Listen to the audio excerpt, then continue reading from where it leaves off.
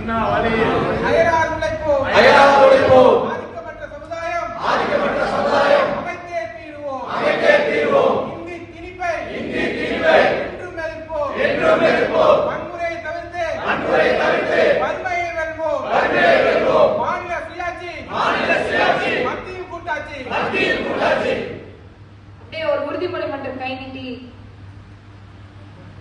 தமிழ்நாட்டின் நலனையும் எதிர்காலத்தையும் யாருக்காகவும் எதற்காகவும் விட்டுத்தர மாட்டோம். இந்தி திணிப்பை என்றும் எதிர்ப்போம். தமிழ்நாட்டின் மாநில உரிமைக்காக ஒன்றுபட்டு போராடுவோம். தமிழ்நாடு போராடும், தமிழ்நாடு வெல்லும்.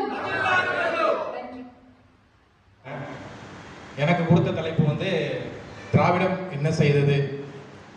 இந்த கூட்டத்தில் இவ்வளோ பசங்க இருக்காங்க போதும் ஒரு 10-15 பொண்ணுங்க இருக்காங்களே, அது அந்த நிலைமைக்கு கொண்டு வந்ததே திராவிடம் தான். இந்த ஜென்சி மீட்டை பொறுத்த வரைக்கும் எதற்காக ஜென்சி மீட்டப் அப்படின்னு சொல்லும் பொழுது காலத்துக்கு ஏற்ற மாதிரி நம்மளும் மாறிக்கணும். ஒரு காலத்தில் வீட்டில் புழுக்கமாக இருக்கும்போது விசிறியை பயன்படுத்தணும். அப்புறம் கரண்ட் வந்தது, சீலிங் ஃபேன் கண்டுபிடிச்சாங்க, சீலிங் ஃபேன் யூஸ் பண்ணோம், பெடஸ்டல் ஃபேன் யூஸ் பண்ணோம், ஏர் கூலர் யூஸ் பண்ணோம், ஏசி, இப்போ ஏசி ஏர் கூலர் யூஸ் பண்ணிட்டு இருக்கோம். அதே மாதிரியும் ஒவ்வொரு காலகட்டத்திற்கு ஏற்ற போல நம்மளை தகவல் மாற்றிக்கணும்.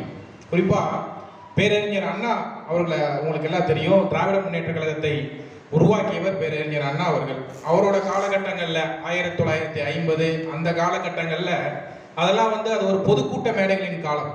அந்த காலத்தில் பேரறிஞர் அண்ணா அவர்கள் தன்னுடைய கருத்தை வந்து மக்கள்கிட்ட பரிமாறிக்கணும்னா அன்னைக்கு வந்து தகவல் தொழில்நுட்பம் அந்த அளவுக்கு இல்லை. இன்றைக்கு இருக்கிற காலகட்ட அளவுக்குள்ள அன்னைக்கு வந்து தகவல் தொழில்நுட்பம் இல்லாத காலத்தில் தன்னுடைய கருத்துக்களை ஒவ்வொரு ஊராக போய் பொதுக்கூட்டம் போட்டு கருத்துக்களை தெரிவிப்பதாக இருக்கட்டும், மக்கள்கிட்ட இருந்து கருத்துக்களை பெறுவதாக இருக்கட்டும், பொதுக்கூட்டங்களை நடத்தினார். பேரறிஞர் அண்ணா அவர்கள் பொதுக்கூட்டத்தில் அன்னைக்கு பேசுறாருன்னா மக்கள் குடும்பமாக வந்து அவருடைய பேச்சை கேட்டு அவங்களுடைய கருத்துக்களை பரிமாறிப்பாங்க. அது பேரறிஞர் அண்ணா அவருடைய காலமா இருந்தது. அதுக்கப்புறம் தலைவர் கலைஞர் அவருடைய காலம். அந்த காலம் பார்த்தீங்கன்னா பத்திரிகையாளர்களுடைய காலமா இருந்தது. அன்னைக்கு தலைவர் கலைஞர் அவர்கள் காலையில் ஒரு 4 மணிக்கே இருந்துச்சு. அன்னைக்கு முன்னணி நிறுவனங்களோட பத்திரிகையை படித்து தன்னுடைய மூத்த பிள்ளையான முரசொலியை படித்து அந்த பத்திரிகையில் இருக்கிற செய்திகள்லாம் அறிஞ்சு அன்னைக்கு காலையில் வர பத்திரிகையாளர்கள் கேட்கின்ற கேள்விகள் எல்லாத்துக்கும் பதில் சொல்றது.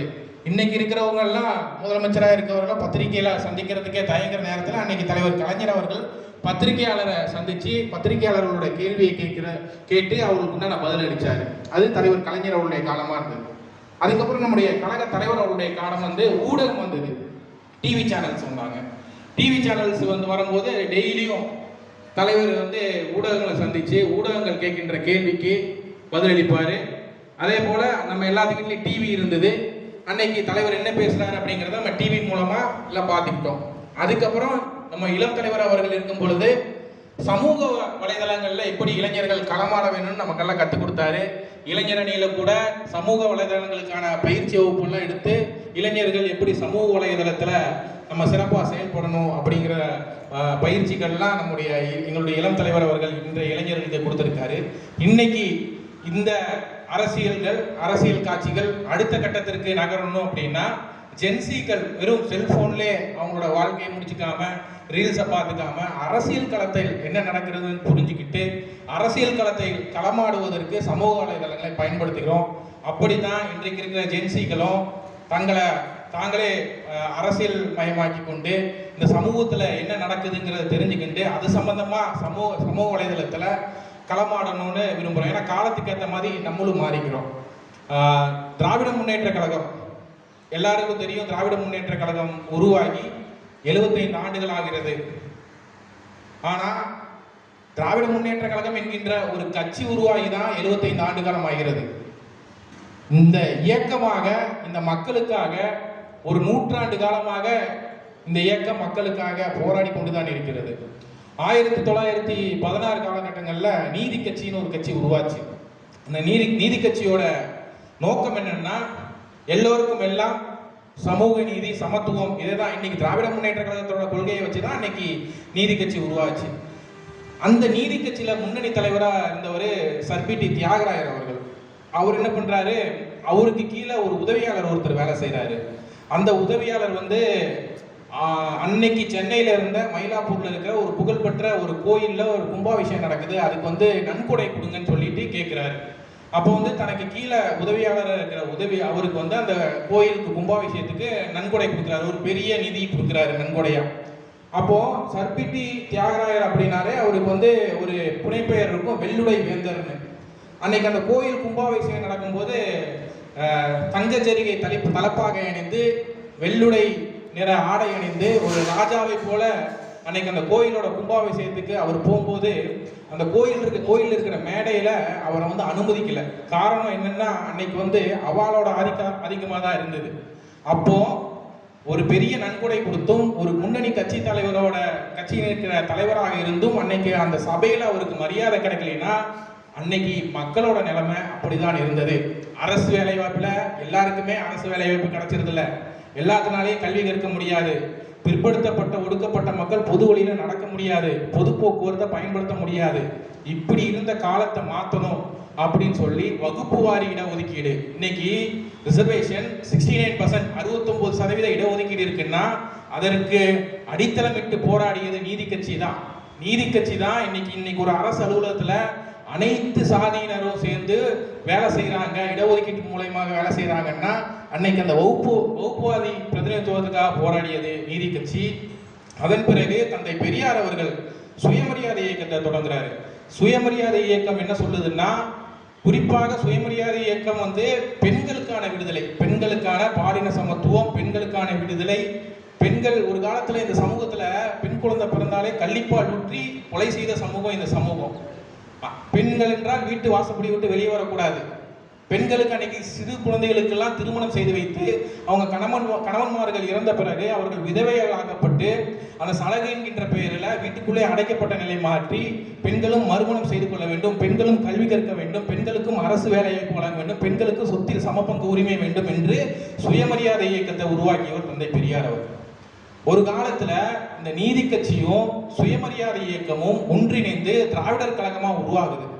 அந்த திராவிட கழகத்தில் இருந்தா பேரறிஞர் அண்ணா, தலைவர் கலைஞர் அவர்கள் எல்லாம் பிரிந்து திராவிட முன்னேற்ற கழகத்தை உருவாக்குனாங்க.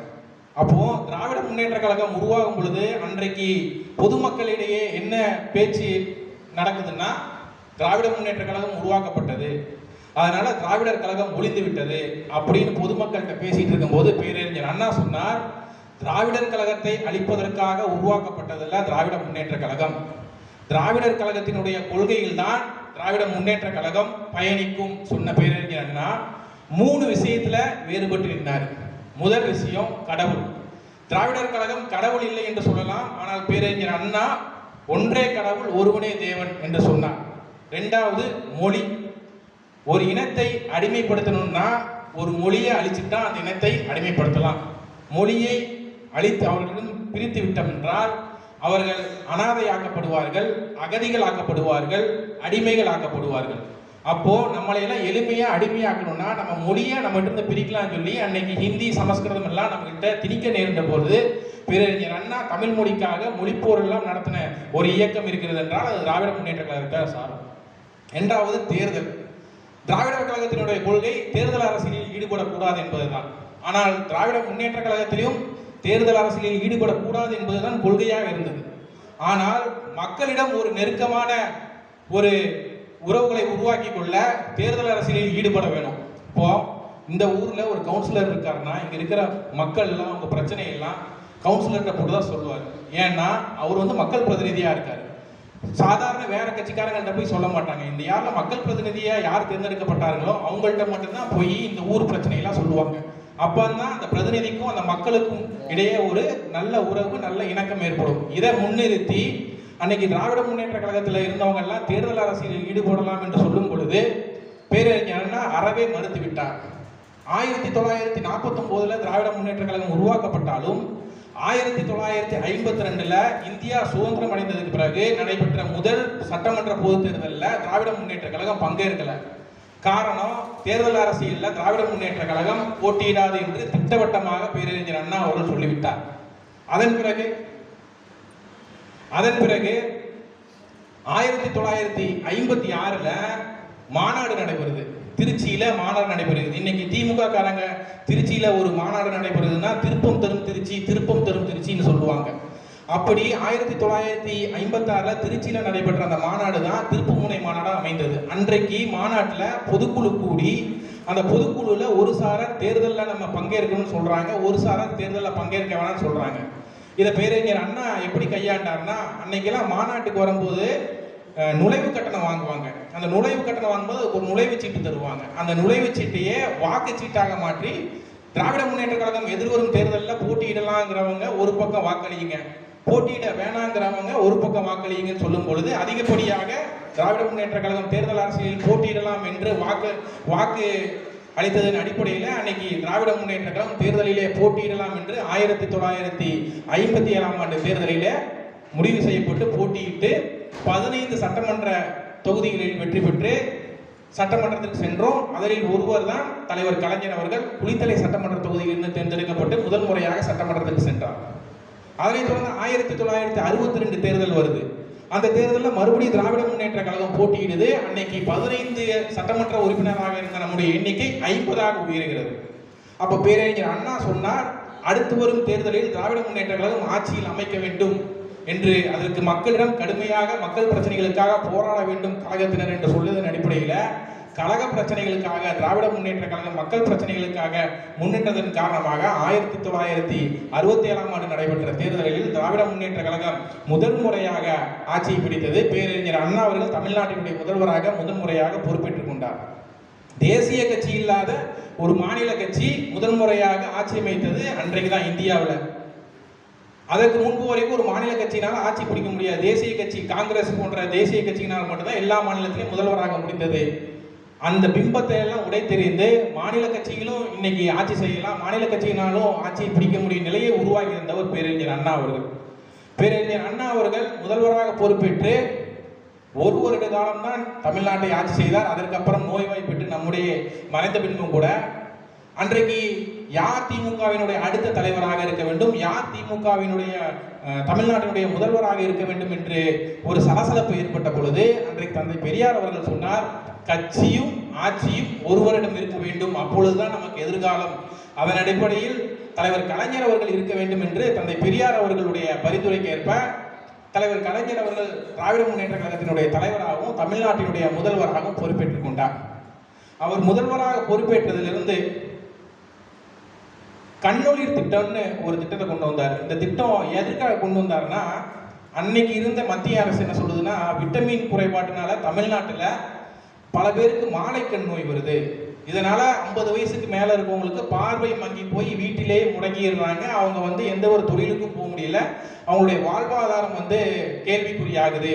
இதை மாநில அரசுகள் முறையான நடவடிக்கை எடுக்க வேண்டும் என்று உத்தரவிடும் போது தலைவர் கலைஞர் என்ன சொல்றாருன்னா, கண்ணொளிர் திட்டம்ங்கிற ஒரு திட்டத்தை கொண்டு மக்கள் மருத்துவரை போய் பார்த்த காலம் மாறி மருத்துவ குழு மக்களை போய் சந்திச்சது. அதுவும் ஒவ்வொரு சிறு குறு கிராமத்தில் இருக்கிற அனைத்து மக்களையும் சந்திப்பதற்கு அன்றைக்கு இருந்த ஊராட்சி மன்ற தலைவர்களோட ஒத்துழைப்போட மருத்துவ குழுக்களை ஒவ்வொரு சிறு குறு கிராமத்துக்கும் அனுப்பி அங்க இருக்கிற மக்களுக்கு கண்ணில் ஏதாவது பிரச்சனையா, கண்ணில் புற விழுந்திருக்க, கண் ஆபரேஷன் பண்ணணுமா, உங்களுக்கு கண்ணாடி கொடுக்கணுமா, எல்லா விதமான கண் மருத்துவங்களையும் கண் மருத்துவத்துக்கான சிகிச்சையும் அன்னைக்கு முழுமையாக கட்டணம் இல்லாமல் தந்தவர் தலைவர் கலைஞர் அவர்கள். அன்னைக்கு ஜெர்மன்ல இருந்து வந்த ஒரு பொருளாதார நிபுணர் சொல்றாங்கன்னா, வளர்ந்த ஜெர்மன் போன்ற நாடுகளில் கூட இந்த மாதிரி திட்டம் இல்லை, ஆனால் தமிழ்நாட்டில் இருக்கு அப்படின்னு சொல்லி தலைவர் கலைஞர் அவர்களை பாராட்டினார். அதுபோக அன்னைக்கு மிகவும் கொடிய நோய், கொரோனாவை விட மிகவும் கொடிய நோயா இருந்தது குஷ்ட நோய். அந்த குஷ்ட நோய் என்ன சொல்லுவாங்க, குஷ்ட நோய் என்ன சொல்லுவாங்க, லேப்ரஸ் இல்ல தொழுநோய். தொழுநோய் இருந்த பொழுது என்னாச்சுன்னா, அந்த தொழுநோய் வந்தவங்க அந்த சமூகம் ஒதுக்குது, அவங்க தொடக்கூட மாட்டாங்க. அப்ப என்ன பண்ணாங்க, அவங்க வாழ்வாதாரத்துக்காக பிச்சை எடுக்க ஆரம்பிச்சாங்க. அப்ப தலைவர் கலைஞர் என்ன சொல்றாரு, பிச்சைக்காரர் மறுவாழ்வு மையம் ஒன்று அமைக்கிறாரு. அந்த மறுவாழ்வு மையத்தோட வேலை என்னன்னா, அந்த குஷ்டநோயால பாதிக்கப்பட்டவங்களுக்கு தனியாக ஒரு இருப்பிடம் அமைத்து கொடுக்கப்படும் தமிழ்நாடு அரசின் சார்பாக. அதில் ஒரு மருத்துவ குழு இருக்கும். அந்த மருத்துவ குழு அந்த நோயிலிருந்து அந்த நபரை முழுமையாக வெளியேற்றி விடும். அப்ப அந்த நோயிலிருந்து அவரை குணப்படுத்தினதுக்கு அப்புறம் அந்த சமூகத்தில் அவருடைய வாழ்வாதாரத்துக்கு என்ன செய்யும் சொல்லி அவங்களுக்கு ஒரு சிறிய தொகை கடனாக வழங்கி பிச்சைக்காரர்களையும் தொழில் முனைவோராக மாற்றியவர் தலைவர் கலைஞர் அவர்கள் தான். அதே போல மனிதனை மனிதனாக இழுக்கும் கை ரிக்ஷா முறையை ஒழித்து சைக்கிள் ரிக்ஷா முறையை கொண்டு வந்தார். இப்படிப்பட்ட திட்டங்களை எல்லாம் கொண்டு வந்த தலைவர் அவர்கள் 1976ஆம் ஆண்டு எமர்ஜென்சி வருது, மிசா ஆக்ட் வருது. அந்த ஆக்ட்ல வந்து தலைவர் கலைஞர் அவர்கள் தான் குறிவைக்கப்படுகிறார்கள் என்று பார்த்தால் இன்றைய நம்முடைய கழக தலைவர் அவர்கள் குறிவைக்கப்பட்டு ஒரு வருட காலம் கடுமையான சிறை கொடுமையை அனுபவித்து 1977ஆம் ஆண்டு நடைபெற்ற பொது தேர்தலில் அன்னைக்கு தலைவர் கலைஞர் என்ன பண்றாருன்னா, மிசா கைதிகளாக யார் யாரெல்லாம் சிறை சென்றாரோ அவர்கள் எல்லாம் தேர்தலில் போட்டியிட வாய்ப்பு கொடுத்தாலும் அன்றைக்கு மிசா கைதியாக நம்முடைய இன்றைய கழக தலைவர் இருந்த போதும் அவருக்கு அன்னைக்கு தேர்தலில் போட்டியிட வாய்ப்பு தரல. அந்த தேர்தலில் திராவிட முன்னேற்ற கழகம் தோல்வியை தழுவுகிறது. அதிமுக ஆட்சி அமைச்சிட்டாங்க. அதனைத் தொடர்ந்து 1980ல் மீண்டும் சட்டமன்ற தேர்தல் வருது. மறுபடியும் அதிமுக ஆட்சி அமைக்குது. அந்த தேர்தலையும் நம்முடைய கழக தலைவர் அவர்களுக்கு போட்டியிட வாய்ப்பு தரல. அதனைத் தொடர்ந்து 1984 தேர்தல் வருது. அந்த தேர்தலையும் மீண்டும் அதிமுக ஆட்சி அமைக்குது. தொடர்ந்து 3 தடவை அதிமுக ஆட்சி பிடிக்கிறாங்க. திமுக தோத்துக்கிட்டே இருக்கு. அந்த தேர்தலில் விருப்பமில்லாமல் கட்சியில பல பிரச்சனைகளுக்கு அப்புறம் பொதுக்குழுவை கூட்டி அதன் பிறகு 1000 விளக்கு தொகுதியில நம்முடைய கழக தலைவர் அவர்கள் அன்றைக்கு போட்டியிட அன்னைக்கு வாய்ப்பளித்த கூட அன்னைக்கு சென்னையில் இருந்த தொகுதிகளில் 1000 விளக்கு தொகுதியில நம்ம தோத்து போறோம். இத்தனைக்கும் நம்முடைய தலைவர் அவர்கள் தலைவர் கலைஞர் அவருடைய மகனாக இருந்தார். கட்சியிலுடைய இளைஞரணி மாநில செயலாளராக இருந்தார். பொறுப்பிலிருந்தும் கூட அன்றைக்கு சொற்ப வாக்குகள் வித்தியாசம் 1984ல் தோத்து போனார். எம்ஜிஆர் அவருடைய மறைவுக்கு பிறகு மீண்டும் நடைபெற்ற தேர்தல் 1989 தேர்தல். இந்த 1989ஆம் ஆண்டு தேர்தலில் திராவிட முன்னேற்ற கழகம் வெற்றி பெறுகிறது. தொடர்ந்து 3 தேர்தலில் தோல்வி. கடுமையான மிசா ஆக்ட்ல கட்சியை உடைச்சிடணும், திமுக அழிச்சிடணும்னு நினைச்சாங்க. ஆனா அப்பயும் முடியல. தொடர்ந்து 3 தடவை தேர்தலில் தோல்வியை சந்தித்த போதும் கூட இந்த கட்சியை யாராலும் ஒன்றும் பண்ண முடியல. அத்தனையான கடுமையான காலம், நெருக்கடியான காலங்களை தாண்டி தான் 1989ல் திராவிட முன்னேற்ற கழகம் மீண்டும் ஆட்சி அமைக்கிறது. இந்த முறை நம்முடைய கழக தலைவர் அவர்கள் ஜெயிச்சிடுறாரு 1000 விளக்கு தொகுதியில். ஆனா அவருக்கு அமைச்சரவையில் அன்னைக்கு இடம் வழங்கப்படலை. அந்த ஆட்சியை நம்மளால் நீடிக்கல. 2 வருஷம் தான் நீடிச்சது. 1991ல் நம்மளுடைய ஆட்சியை கலைச்சிடுறாங்க. அதுக்கப்புறம் 91ல் தேர்தல் வருது. திராவிட முன்னேற்ற கழகம் ஒரு பெரும் அலையினால அதிமுக ஜெயிச்சிடுறாங்க. திமுக வந்து தலைவர் கலைஞர் அவர்கள் மட்டும்தான் வெற்றி பெறுகிறாரு சைதாப்பேட்டை தொகுதியில். அதன் பிறகு பருதி இளம்பருதி அவர்கள் எழும்பூர் தொகுதியில் வெற்றி பெறுகிறார். 2 இடத்துல மட்டும்தான் திமுக ஜெயிக்குது. மீதி எல்லா இடத்துலையும் அதிமுக ஜெயிச்சிடுறாங்க. நமக்கு மறுபடியும் ஆட்சி நம்ம கைவிட்டு போயிருச்சு. 1995 வாக்குல நம்ம கட்சி உடைக்கப்படுகிறது. ஏற்கனவே ஒரு தடவை எம்ஜிஆர் அவர்கள் திராவிட முன்னேற்ற கழகத்தை உடைத்து சென்றார். அதன் பிறகு 95ல் மீண்டும் ஒரு முறை கட்சி உடைக்கப்படுகிறது. கட்சி திமுக அழிந்து விடும், திமுக பிரிச்சாச்சு, திமுக இருக்கவங்கள இந்த பக்கம் இழுத்தாச்சுன்னு எத்தனையோ பேர் சொன்னாலும் கூட 1996ஆம் ஆண்டு தேர்தலிலே திராவிட முன்னேற்ற கழகம் அறுதி பெரும்பான்மையில் வெற்றி பெறுகிறது. நிலைமை தலைகீழா மாறிடுச்சு. 1991ல் 2 சட்டமன்ற உறுப்பினர் தான். ஆனா அந்த நிலைமை அப்படியே தலைகீழா மாறி 1996ஆம் ஆண்டு திராவிட முன்னேற்ற கழகம் ஆட்சி அமைக்குது. இதுல இன்னொரு விஷயம் என்னன்னா, இந்தியாவினுடைய சட்டத்துறை அமைச்சராக இருந்த அம்பேத்கர் அவர்கள் பெண்களுக்கான சொத்துல அவங்களுக்கு உரிமை வழங்கணுங்கிற ஒரு சட்ட மசோதாவை அவர் பாராளுமன்றத்தில் கொண்டு வராரு. அப்போ அந்த சட்டம் அன்னைக்கு அங்க தோற்கடிக்கப்பட்டுச்சு. ஆனா தலைவர் கலைஞர் அவர்கள் 1989ஆம் ஆண்டு வந்து முதல்வராக பொறுப்பேற்கும் பொழுது தமிழ்நாட்டில் இன்னைக்கு பெண்களுக்கு சொத்துல சமபங்கு உரிமை வழங்கும்னு சட்டத்தை இயற்றினார். இன்றைக்கு இந்தியாவில் இருக்கின்ற பல மாநிலங்களும் இந்த சட்டத்தை பின்பற்றுகிறார்கள் என்றால் அதை நிரூபித்து காட்டியது திராவிட முன்னேற்ற கழகம் தான், தலைவர் கலைஞர் அவர்கள் தான். அதே போல 1996வது வருஷம் தலைவர் கலைஞர் அவர்களுடைய ஆட்சி, அந்த 1996லிருந்து 2001 வரைக்கும் அந்த ஆட்சி தலைவர் கலைஞரோட பொற்கால ஆட்சின்னு சொல்லுவார். அந்த ஆட்சியில தான் பாத்தீங்கன்னா அன்னைக்கு அதே ஒன்றிய அரசு சொல்லுது, அன்னைக்கு கர்ப்பமாக இருக்கின்ற கர்ப்பிணிமார்கள் வந்து 100 பேர்ல ஒருத்தர் வந்து இறந்துடுறாங்க. காரணம் தமிழ்நாட்டில் வந்து போதிய மருத்துவ உட்கட்டமைப்பு இல்லாதனால 100 பேர் பிரசவிக்கிறாங்கன்னா அதுல ஒரு தாய்மார் வந்து இறந்து போயிறாங்க சொல்லும் போது தலைவர் கலைஞர் அவர்கள் அதையும் கருத்தில் கொண்டு அரசு ஆரம்ப சுகாதார நிலையங்களை உருவாக்கி இருந்தார்.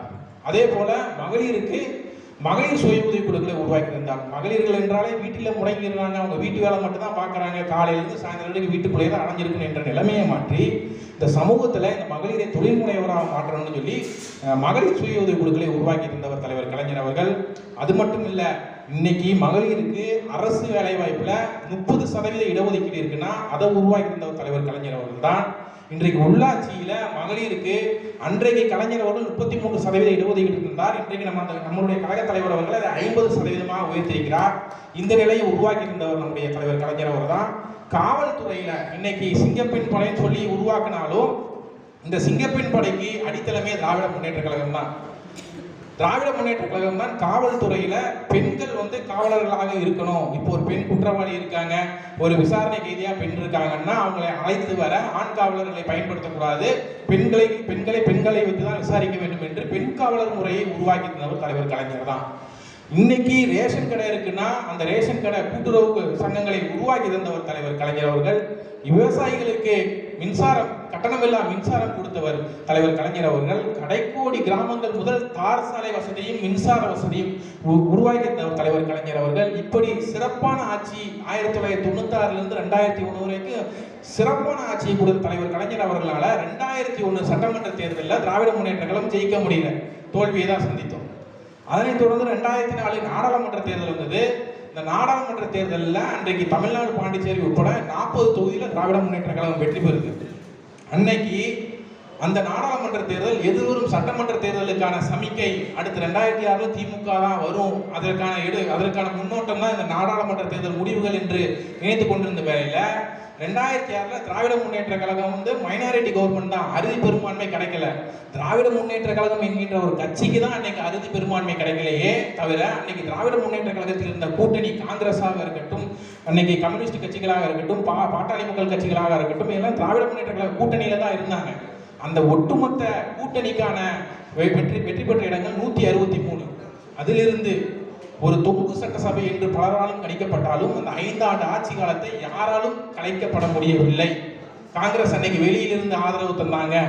காரணம் அன்னைக்கு மத்தியில் இருந்த காங்கிரஸுக்கு நம்ம ஆதரவு கொடுத்தோம், அதனால நமக்கு அவங்க ஆதரவு கொடுத்தாங்க. இப்படி இருந்த நிலைப்பாட்டில் தான் தலைவர் கலைஞர் அவர்கள் வண்ண தொலைக்காட்சி பெட்டிகளை கொண்டு வந்தார். அன்னைக்கெல்லாம் டிவி பார்க்கணும்னா ஒரு பஞ்சாயத்து ஆபீஸ்ல ஒரு டிவி இருக்கும், அதுல போய் 4 பேர் 5 பேர் பார்த்துட்டு இருப்பாங்க. இல்லை பக்கத்து வீட்டில் டிவி ஓடிட்டு இருக்கும், நான் போய் பார்த்துட்டு இருப்போம். அவங்க போப்பான்னு சொல்லி நம்ம துரத்தி விட்டுருவோம், டைம் ஆச்சு போப்பா நான் சாப்பிட்டு தூக்கணும்னு சொல்லி துரத்தி விட்டுருவாங்க. இப்படி இருந்த நிலையில இல்லந்தோறும் வண்ண தொலைக்காட்சி பெட்டி தந்தது தலைவர் கலைஞர் தான். அதனைத் தொடர்ந்து இன்னைக்கு டிஜிட்டல் ஐடி பார்க்குகளை உருவாக்கி தந்தவர் தலைவர் கலைஞர் தான். இப்படி சிறப்பான ஒரு ஆட்சியை தந்தாலும் 2011 நம்ம தோத்துட்டோம். அதன் பிறகு 2011 தோத்தாச்சுனாலும் எதிர்கட்சி அந்தஸ்து கூட திமுக கிடைக்கல. அப்ப எல்லாம் சொல்லிட்டாங்க திமுக முடிஞ்சு, இதுமே திமுக வர முடியாதுன்னு எல்லாரும் சொல்லிட்டாங்க. அதுக்கப்புறம் 2014 நாடாளுமன்ற தேர்தல் வந்துச்சு, அதுலயும் திமுக ஒரு இடம் கூட ஜெயிக்க முடியல. இல்ல அவ்வளவுதான் திமுக முடிச்சுப்பா, முடிச்சுட்டாங்க, திமுக இனிமே வராது அவ்வளவுதான் சொன்னாலும் 2016 நம்மளுடைய கழக தலைவர் அவர்கள் சிறப்பான முன்னெடுப்பின் மூலமாக அன்னைக்கு 234 தொகுதியிலும் மக்களை சந்தித்து பிரச்சாரம் செய்ததன் அடிப்படையில் அன்னைக்கு சிறு நூலிலையில அன்னைக்கு நம்ம ஆட்சி அமைப்பதை தவற விட்டோம். 2011 தேர்தலை தொடர்ந்து 2011 உள்ளாட்சி மன்ற தேர்தலிலே பெரும் தோல்விதான். அதனைத் தொடர்ந்து 2014 நாடாளுமன்றத்தில் பெரும் தோல்விதான். அதனைத் தொடர்ந்து 2016 நூலிலையில நம்ம 0.9% வாக்கு வித்தியாசம் அன்னைக்கு நம்ம ஆட்சியை தவற விட்டோம். தொடர்ந்து தோல்விகள். அதனைத் தொடர்ந்து ஒரு வலுவான கூட்டணியை அமைச்சார் நம்முடைய கழக தலைவர் அவர்கள்.